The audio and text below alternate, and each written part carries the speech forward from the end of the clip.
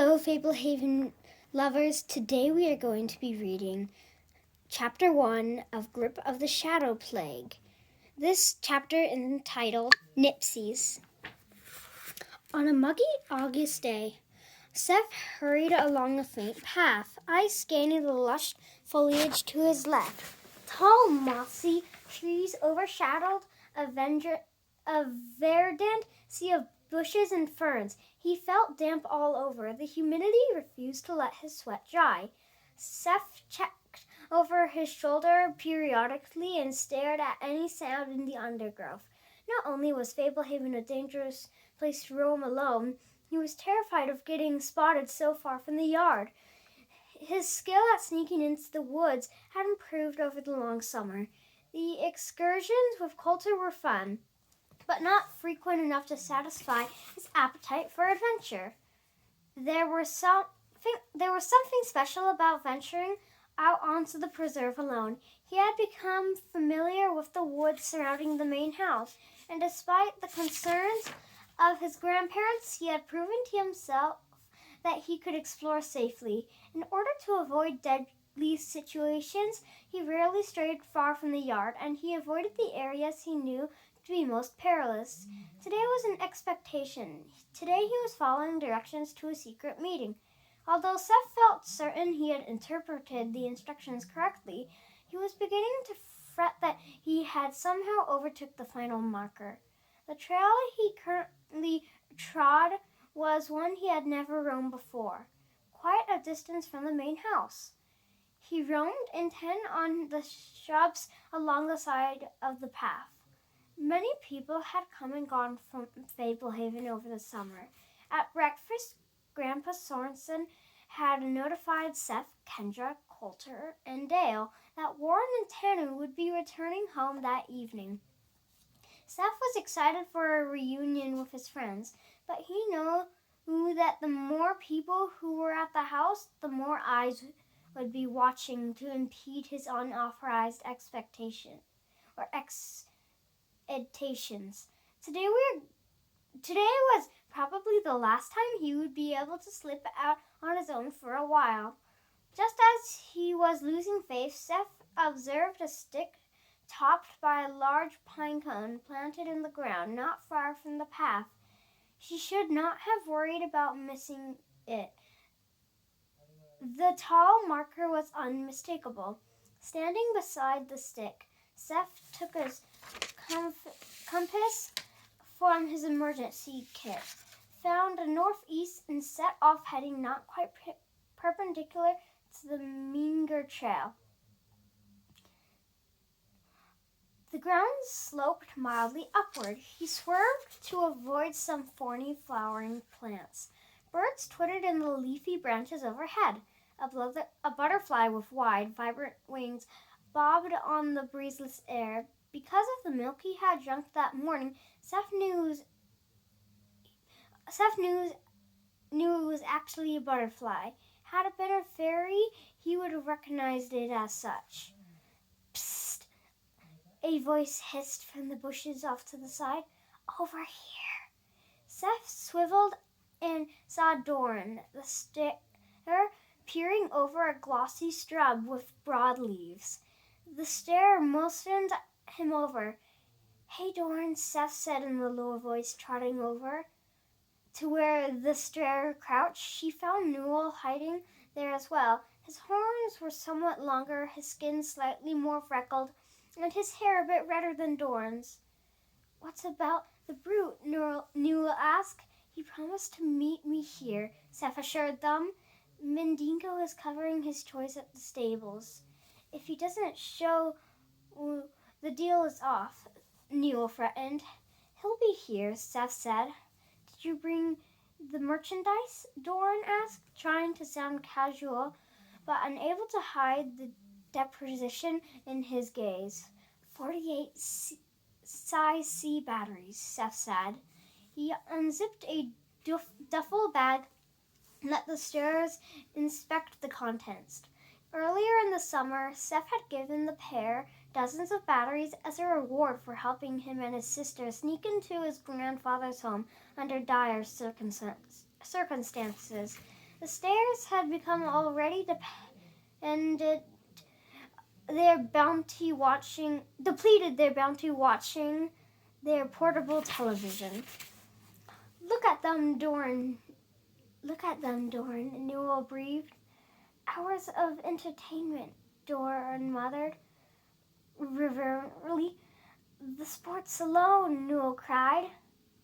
Dramas, sitcoms, cartoons, soap operas, talk shows, game shows, reality shows. Dorn listed lovingly. So many lovely ladies, Newell purred. Even the materials are amazing, Dorn enthused.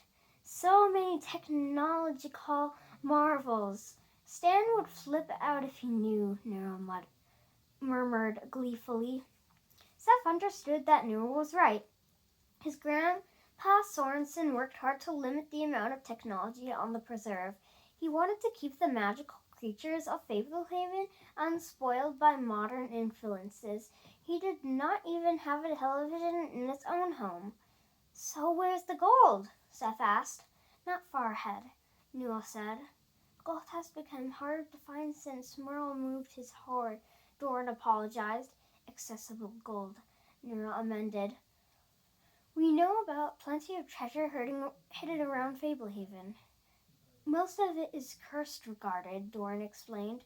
For example, we know of a wonderful nest of jewels stored in a pit under a boulder, if you don't mind chronic flesh-eating infections, and a priceless collection of gilded weapons in an armory protected by a vengeful family of orcs, Newell added. But up ahead there's a lot of gold with almost no strings attached, Dorn promised. I still think we should get paid extra since you need my help collecting it, Seth complained. Now, Seth, don't be ungrateful, Newell chided. We set a price. You agreed. Fair is fair. You don't have to help us retrieve the gold. We can just call the whole thing off. Seth looked from one goatman to the other. Sighing, he zipped up the duffel bag. Maybe you're right. This feels too risky. Or we could up your commission by 20%, Newell blurted, placing a hairy hand on the bag. 30, Seth said flatly. 25, Newell countered. Seth unzipped the bag again. Dorn clapped his hands and stamped his hooves. I love happy endings. It isn't over until I've had the gold, Seth reminded them. You're sure the treasure will truly be mine? No angry trolls will come and claim it? No curses, Newell said. No powerful being seeking retribution, Dorn asserted. Seth folded his arms. Then why do you need my help? This stash used to be free money, Newell said. The easiest payday at Fabellhaven. With the help of your oversized bodyguard, it can be a bargain again. Hugo won't have to hurt anybody, Seth confirmed. Relax, Newell said. We've been over this. The golem won't need to harm a fly. Dorn held up a hand. I hear somebody coming. Seth heard nothing. Newell sniffed the air. It's the golem, Newell reported. Several moments later, Seth detected the heavy footfalls of Hugo's approach. Before long, the golem crashed into view, crunching through the undergrowth. An ape-like figure fashioned out of soil, clay, and stone. Hugo had a thick build and disproportionately large hands and feet. Currently, one arm was somewhat smaller than the other. Hugo had lost one arm in a battle with Olaf the Glutton, and despite frequent mud baths, the limb had not quite finished reforming. The golem came to a stop, towering over Seth and the stairs, who barely reached his massive chest. The golem intoned in a deep voice that sounded like huge stones grinding together. Hi, Hugo, Seth replied. The golem had only recently begun attempting simple words. He understood everything anyone told him, but rarely sought to express himself verbally. "Good to see you, big guy," Doran said brightly with a wave and a broad smile. "Will he cooperate?" Newell asked out of the sides of his mouth. "Hugo doesn't have to obey me," Seth said. "I don't officially control him like Grandma and Grandpa do, but he's learning to make his own decisions. We've done some private adventuring together over the summer. He'll usually go along with whatever I suggest." "Fair enough," Doran said. He clapped his hands together and rubbed them briskly. "Newell, my fellow gold digger, we may be back in business. Will you finally explain what we're doing?" Seth begged. "Have you ever heard of the Nipsies?" Newell asked. Seth shook his head. "Tiny little critters," Doran elaborated. "Smallest of the fairy folk. The stairs watched Seth expectantly. Seth shook his head again. "They're most closely related to brownies, but stand at only a fraction of the height," Newell said.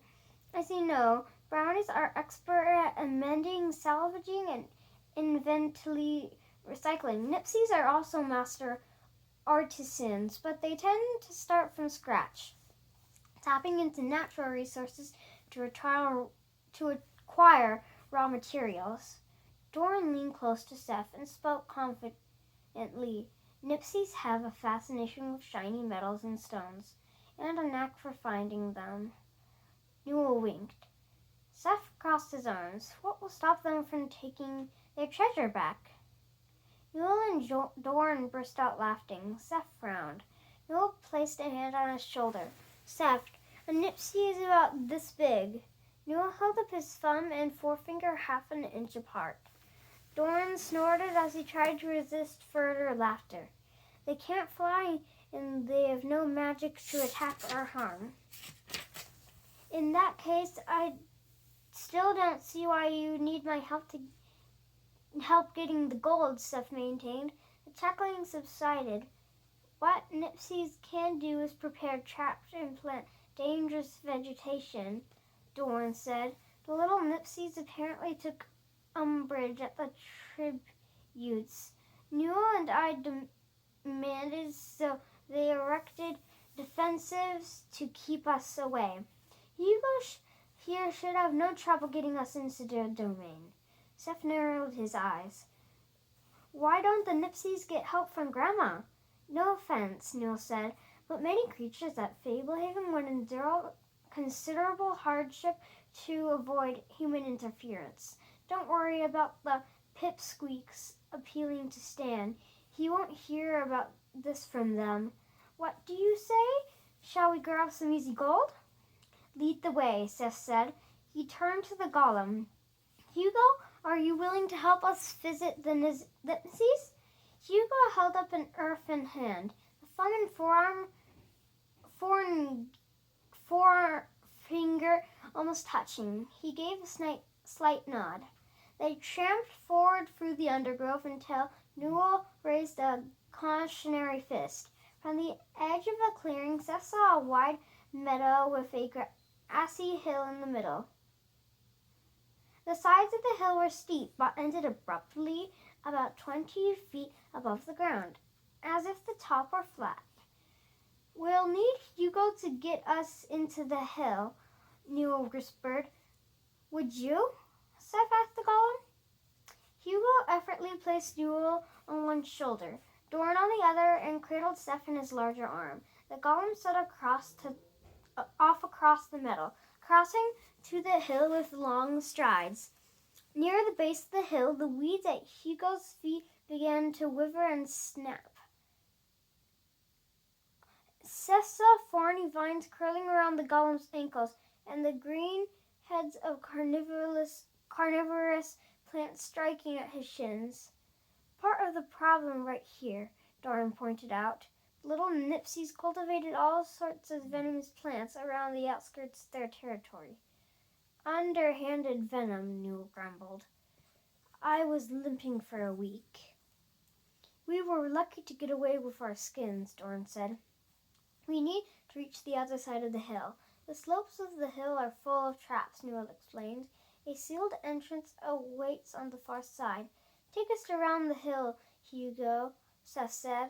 The aggressive plants continued lashing and squirming and biting, but Hugo strode forward, heedless of the onslaught. On the far side of the hill, they found an irregular boulder as tall as a man embedded at the base of the slope. A gooey mass of yellow slime pooled around the stone. Have Hugo shove the stone aside, Dorn suggested. You heard him, Seth said. Hugo stepped onto the slick slime, which slurped against his huge feet. With his free hand, Hugo thrust the boulder aside as if it was made of paper mache, revealing the mouth of a tunnel. Put us down in the entrance, Newell said, and keep the slime at bay, Dorn added. Do it, please, Seth implored. Hugo placed Seth at the entrance to the tunnel, then set the stairs beside him. The golem turned and began kicking away the slime, which splashed through the air in sticky globs and strands. He comes in handy, Newell acknowledged, nodding toward Hugo. We need to get one for ourselves, Dorn agreed. Seth stared at the walls of the tunnel. They were made of polished white stone, with veins of blue and green. Intricate carvings etched the entire surface from floor to ceiling. Seth traced a finger over the elaborate designs. Not too shabby, Newell commented. Seth stepped back from the wall. I can't believe all the detail. Wait until you see the 7 kingdoms, Dorn said. The 3 of them proceeded along the short tunnel. The roof was just high enough that none of them needed to crouch. Watch your step, Newell said. Take care not to crush a Nipsey. Their lives are just as real and valuable as anyone's. If you accidentally kill a Nipsey, the protection of the foundational treaty of Fabellhaven will no longer be yours. He's just saying that because of the time he stepped on a spully wagon and knocked the driver senseless, Dorn confided. He made a full recovery, Newell replied stiffly. I don't see any Nipseys here in the tunnel, Dorn reported after bending down to study the smooth marble floor. Then tread lightly at the far side, Newell recommended. When Seth emerged from the far end of the tunnel, he unexpectedly stepped out into the sunlight. There was no top of the hill. The entire center had been excavated, leaving the slopes to form a circular wall around a unique community. Look at that, Seth mumbled. The entire area inside the hill was landscaped in miniature, bristling with tiny castles, mansions, factories, warehouses, shops, mills, feeders, arenas, and bridges. The architecture was complex and varied, incorporating soaring spires, swooping rooftops, spiraling towers, fragile arches, cartoonish chimneys, colorful canopies, columned walkways, multi-tiered gardens, and glistening domes. The Nipseys constructed with the finest wood and stone, adding a gleam to many of their fanciful structures with precious metals and gemstones. Radiating out from a central pond, an elaborate irrigation system comprised of channels and aqueducts. Ponds and dams connected 7 sprawling communities of dense habitations. Feast your eyes on the 7 kingdoms of the Nipseys. Newell said. See that squarish building there? Dorn asked, pointing. The one with the pillars and the statues in front? That's the royal treasury of the Third Kingdom. Not a bad place to begin if they all fail to cooperate. Among the splendid edifices of the 7 kingdoms, the tallest of which barely reached the height of Seth's knees, scurried thousands of minuscule people. At first glance, they looked like insects. After rummaging through his emergency kit, Seth crouched near the mouth of the grave tunnel where a crew of Nipsies had been digging, and peered at the undersized workers through magnifying glass. They wore dapper clothing, and despite falling short of half an inch, looked just like humans. The group Seth was watching made animated gestures in his direction as they scurried away. Tiny bells started ringing, and many of the Nipsies began to flee indoors or into holes in the ground. "They're scared of us," Seth said. "They better be," Newell blustered. "We're their supreme giant overlords, and they tried to lock us out with predatory plants and carnivorous slime." "Look there, by the reflecting pool," Doran mourned, extending a hand. "They tore down our statues." Remarkable likeness of Newell and Doran, each over a foot tall, lay toppled and defaced near vacant grandstands. "Somebody has gotten much too big for their britches," Newell growled. "Who has desecrated the monument to the overlords?" Pandemonium continued in the bustling streets. Frantic crowds pressed to get indoors. Dozens of Nipsies recklessly descended the scaffolding of a building under construction. Nipsies armed with diminutive weapons congregated on the roof of the royal treasury. "I see a delegation gathering around the horn," Doran said, motioning at an 18-inch tower topped by a large pearl-colored megaphone. Newell winked at Seth. "Time to open negotiations." "Are you sure this is right?" Seth asked, "taking from these little guys?" Doran slapped Seth on the back. "Nipsies live to sniff out pockets of ore. Our taking some of their stored wealth gives them something to do." "Hail, Newell and Doran," a tiny voice chimed. Even magnified by the megaphone, it was squeaky and hard to hear. Stepping carefully, Seth and the stirrers leaned closer. "We, the Nipsies of the Third Kingdom, are overjoyed at your long-awaited return." "Overjoyed, are you?" Newell said. "Poisonous plants were not exactly the welcome we expected." The Nipsies on the tower conferred together before answering. "We regret if the defenses were erected of late have proven problematic. We felt an increase in security was warranted due to the unsavory character of certain potential pillagers." Little Nipper almost makes it sound like he's not talking about us," Doran murmured. "They're not too shabby when it comes to diplomacy," Newell agreed. He raised his voice. "I noticed that our monuments has fallen into despair. Our tribute is long overdue." Again, the delegation on the tower huddled before responding. "We regret any lack of appreciation you may perceive," a voice screamed. "You arrived in a desperate season. As you know, since time out of mind, the 7 kingdoms of the Nipsies have dwelt in peace and prosperity, interrupted only by the abusive associations of certain gigantic outlanders. But dark times have befallen us of late. The 6th and 7th kingdoms have united in war against the rest of us. They recently disseminated the 4th kingdom. We in the 2nd kingdom are harboring thousands of refugees.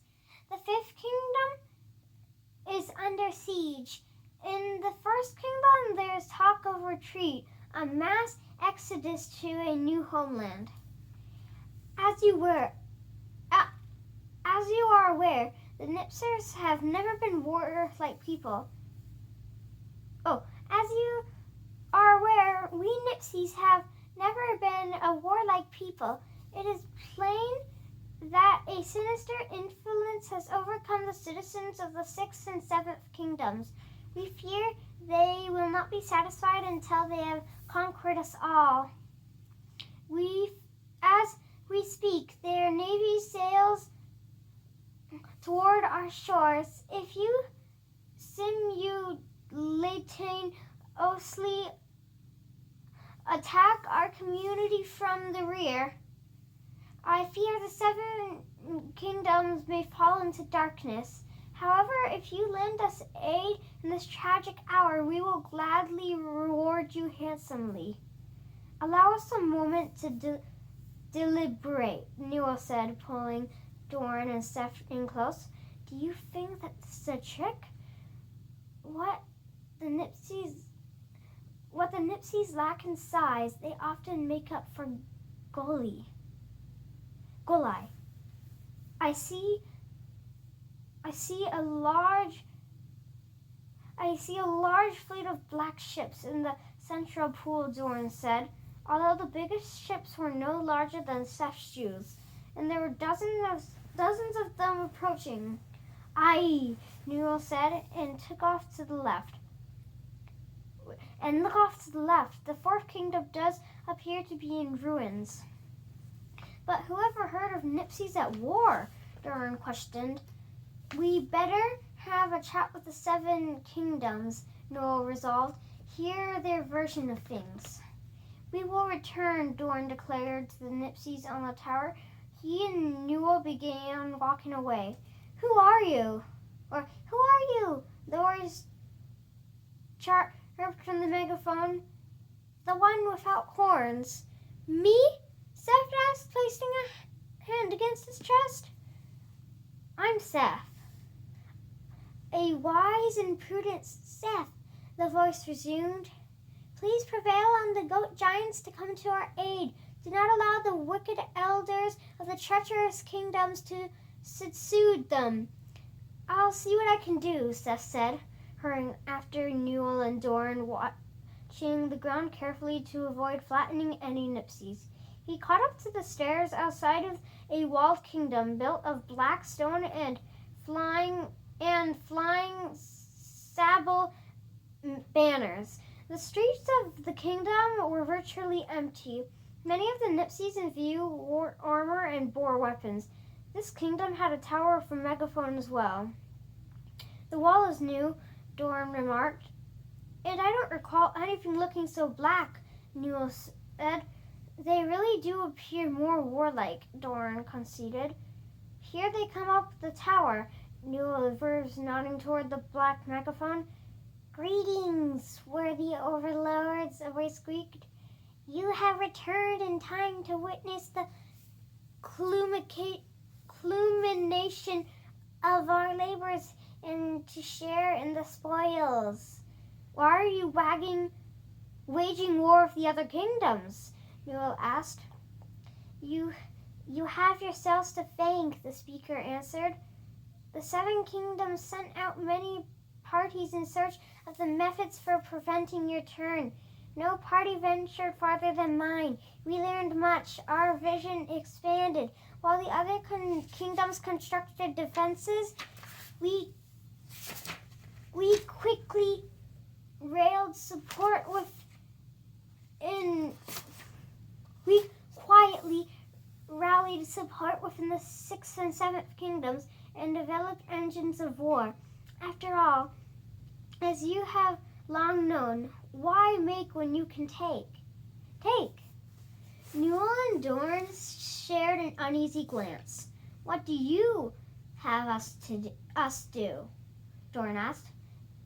Victory is already inevitable, but if you help us hasten our hour of triumph, we will reward you far more generously than any of the other kingdoms. Most of our riches are all round, a secret they would never share. Surely the others have society your aid in stopping us. Such action would prove disastrous to you.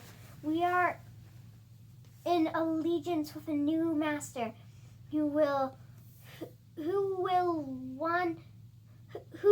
one day rule all. Stand against us, and you will stand against him. All who defy him must perish. Join us, avoid the wrath of our master, and reap the handsomest reward. Can I borrow your lens? Dorn asked. Seth handed the stare his magnifying glass. Dorn stepped over the city wall into a vacant square, squatted and examined the figures on the tower. You two will want to have a look, he advised soberly. Dorn moved out of the way. Newell took a long look for the magnifying glass, followed by Seth. The tiny men on the tower looked different from the others Seth had seen. Their skin was gray, their eyes blood red, and their mouths fanged. What happened to your countenances? Newell asked. Our true form revealed, the voice responded from the megaphone. This is how we look with all illusion stripped away. They've been corrupted somehow, Dorn hissed. You won't actually help them? Seth said. Newell shook his head. No, but it may not be wise to resist them either. Perhaps we should avoid involvement.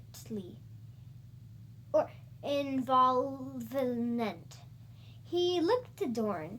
We do have an appointment elsewhere shortly. That's right, Dorn said. I had almost forgotten our other engagement. We don't want to disappoint the Hamadars. Can't afford to get behind schedule. We'd better head out. You don't have an appointment, Seth accused. We can't abandon the good Nipsies to be destroyed. If you're so big on heroism, Newell said, you go stop the Navy. My job was to get us in here, Seth replied. If you want batteries, you need to earn the gold yourself. He has a point, Dorn admitted. We don't need to earn anything, Dorn asserted. We can go take what we need from the Third Kingdom treasury and be gone. No way, Seth said, shaking an upraised hand. I won't accept stolen payment. Not after what happened with Nero. The Third Kingdom offered an honest reward if you help them. You were the one telling me the Nipsies can't harm us. Is that any different just because some turned evil? Tell you what, I'll even waive my extra 25%. Noel rubbed his chin. Think of all the shows, Dorn urged. Very well, Newell said. I hate to see this little civilization ruined, but don't blame me if the eerie Nipsies and their nefarious masters come hunting us down. You'll regret this, the hostile Nipsies cried through the megaphone. Will I? Newell asked, kicking a huff through the city wall. He ripped the megaphone off the tower and threw it over the side of the excavated hill. I'll go stop the siege of the Fifth Kingdom, Dorn offered. You stay put, Newell ordered. No need to give them a score to settle with both of us. They really got under your skin, Dorn chuckled. What are they going to do? There's a dark influence at work here, Newell said grimly. But if I'm going to defy them at all, I must as well finish the job. He tore up the roof as a solid-looking building and scooped out a handful of miniature gold ingots. Dumping them into a pouch he wore at his waist. Here's a lesson for you, Newell said, reaching into the treasure house a second time. Don't try to threaten the supreme, gigantic overlords. We do as we please. Noah strode off into the pond, which was never any deeper than his furry shins.